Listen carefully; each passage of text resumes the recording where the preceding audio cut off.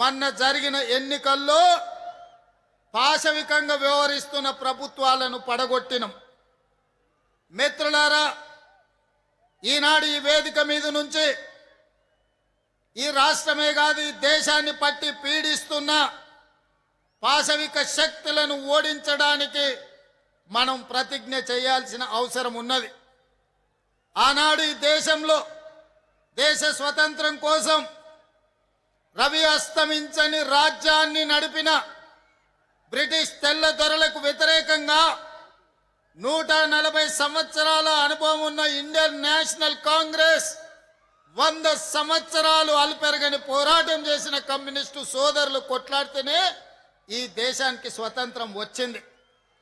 స్వతంత్రం వచ్చిన ఈ దేశంలో పేద ప్రజల కోసం తండాలలో, గూడాలలో, మారుమూల పల్లెల్లో ఉన్న ఆదివాసీల కోసం, గిరిజనుల కోసం, బలహీన వర్గాల కోసం, కార్మికుల కోసం, రైతుల కోసం, రైతు కూలి సంఘాల కోసం మీరు నినాదాలు చేసిండ్రు, మీరు పోరాటాలు చేసిండ్రు.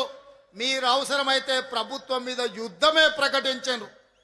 మీరు పోరాటాలు చేస్తే మీరిచ్చిన నినాదం దున్నేవాడికే భూమి అని ఎర్ర జెండా సోదరులు నినాదం ఇస్తే ఆ నినాదాన్ని చట్టం చేసి జమీందారుల దగ్గర, జాగీదారుల దగ్గర, భూస్వాముల దగ్గర ఉన్న లక్షలాది ఎకరాలను ఆనాడు బూర్గుల రామకృష్ణారావు గారు, పివి నరసింహారావు గారు, శ్రీమతి ఇందిరాగాంధీ గారు అగ్రికల్చర్ సీలింగ్ యాక్ట్ తీసుకొచ్చి లక్షలాది ఎకరాలను భూస్వాముల నుంచి గుంజుకొని పేద ప్రజలకు పంచిపెట్టిన చరిత్ర కాంగ్రెస్ పార్టీది.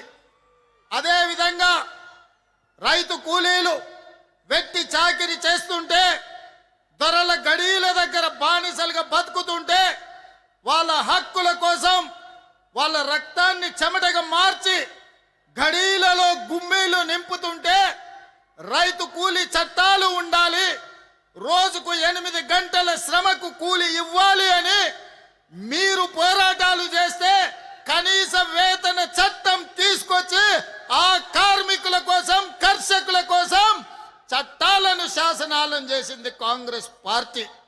అదేవిధంగా ఈ భూమి మీద ఏ వస్తువు ఎవరైనా తయారు చేయని, ఆఖరికి అగ్గిపెట్టే సబ్బు బిల్లైనా ఉత్పత్తి చేసేవాడే ధరను నిర్ణయిస్తే 6 కాలం కష్టపడి పంట పండించి, దుక్కి దున్ని పంట పండించి పంటను అమ్మడానికి వెళ్తే రైతు ధర నిర్ణయిస్తలేడు, కొనుగోలు చేసే దళారులు ధరలు నిర్ణయిస్తున్నారని రైతు కూలీ సంఘాలను కట్టి రైతాంగ ఉద్యమాలు మీరు చేస్తే కనీస మద్దతు ధర తీసుకొచ్చి దళారులను అడ్డు తొలగించి చట్టం చేసింది కాంగ్రెస్ పార్టీ. మిత్రులారా, ఆనాడు